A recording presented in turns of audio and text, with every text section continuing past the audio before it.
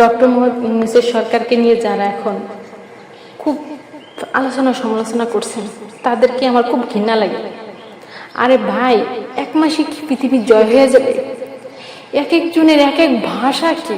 কেউ বলছে উনি এনজিও সরকার বানায় ফেলছে, কেউ বলতেছে সংস্কারের রূপরেখা কি হবে সেটা জানান, কেউ বলতেছে আওয়ামী লীগ বিএনপি আমরা যা বলছি তার বাইরে কিছু বলেন। সংস্কার কি চায় আসলে? ওনারা চায় কি? ওনারা চায় যা তা ফেরেস্তা দিয়েও সম্ভব না। আপনারা সমালোচনা করেন আন্তরিকতার সাথে, সমালোচনা করেন কারণ মনে হচ্ছে যে পারে না, যে তাদের হাত থেকে ক্ষমতা আবার নিয়ে যান। লোভ লালসা দিয়ে কুদৃষ্টিতে সমালোচনা করেন কেন? সুদৃষ্টিতে সমালোচনা করতে। এই জন্য বলছি, আপনারা যারা সমালোচনা করতেছেন আমি তাদেরকে বলছি, একটা দেশ ধরেন সে দেশে কিচ্ছু নেই, শুধু মাটি আছে, সেই দেশে উঠে দাঁড়ানো সম্ভব।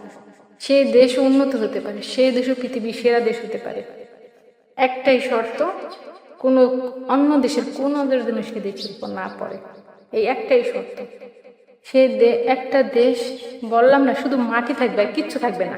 সেই দেশ উন্নতি করতে হইলে শুধু একটু সময়ের দরকার, আর আস্তে আস্তে আপনি যদি একজন অনভিজ্ঞ লোককে ওখানে বসান, তাও সেও আস্তে আস্তে অভিজ্ঞ হয়ে সেই দেশটাকে উন্নত শিখরে পৌঁছাইতে পারবে। কোনো বিষয় না, শুধুমাত্র একটাই সমস্যাটা হচ্ছে অন্য দেশের আগ্রাসন, অন্য দেশের কুদৃষ্টি, অন্য দেশের কূটচাল, অন্য দেশের প্রতারণা ছলনা, অন্য দেশের কূটকৌশল, এগুলা যেন ওই দেশের উপর না পড়ে। তাহলে ওই দেশ উন্নতি হইতে খুব একটা সময় লাগবে না, আর অনেক অভিজ্ঞ লোকেরও দরকার নেই। এই জন্য আমাদের দেশে এই সমস্যা পেছনে তো আমরা দায়ী না, আমাদের দেশের সরকার দায়ী না, আমাদের দেশের এই সমস্যার পেছনে দায়ী আমাদের ভারত। কারণ ভারত আমাদের সব সময় আমাদের বিরুদ্ধে ষড়যন্ত্র করেই যাচ্ছে। কত ভাবে যে ষড়যন্ত্র করছে কল্পনার বাইরে। আমাদের নিজেদের সাথে নিজেদের লাগাচ্ছে, অন্য মানে অর্থনৈতিকভাবে সব দিক দিয়ে আমাদের বিরুদ্ধে ষড়যন্ত্র করছে।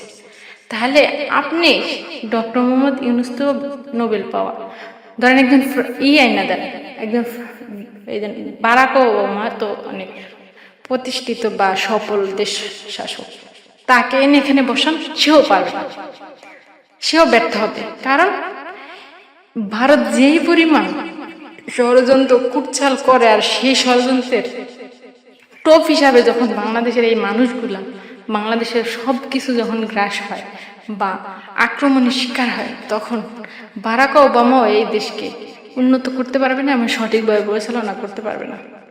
এই জন্য বলছি, যারা এখন সংস্কারের বিরুদ্ধে লাগছেন না, সমালোচনা করতে বসছেন না, আর ডক্টর মোহাম্মদ ইউনূসকে বিভিন্ন হুমকি ধামকি দিয়ে তাদের সমালোচনা করছেন না, তাদেরকে আবার আমি হুমকি দিয়ে বলছি, এই আপনাকেও যদি, আপনি যারা এখন এখানে বসে বসে মোরল কথা বলছেন, আপনাকেও যদি বসানো হয় না, আপনি এক সেকেন্ডও টিকতে পারবেন না। সমস্যা একটাই, সমস্যা এই দেশের মানুষ না, এই দেশের অর্থনীতি না, এই দেশের সমাজ ব্যবস্থা না, সমস্যা হচ্ছে বিদেশ।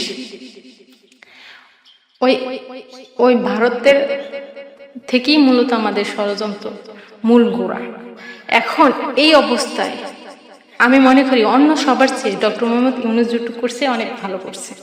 এই অবস্থায় আপনারা তো টিকেই থাকতে পারবেন না, আপনারা যারা সমালোচনা করছেন, তা উনি সেই হিসাবে টিকে আছে, এটাই অনেক কিছু। কেন ওনাকে নিয়ে তো লাগছেন? আপনারা সুদৃষ্টিতে সমালোচনা, কুদৃষ্টিতে সমালোচনা করবেন না, এই আপনাদেরকে আমি হুঁশিয়ারি করে বলে দিলাম। তাহলে আমি আপনাদের সবগুলোর নাম ধরে ধরে খারাপ ভাষায় তখন আপনাদের এই সাধু কথা তারপরে আপনাদের আমি শুনিয়ে দিব।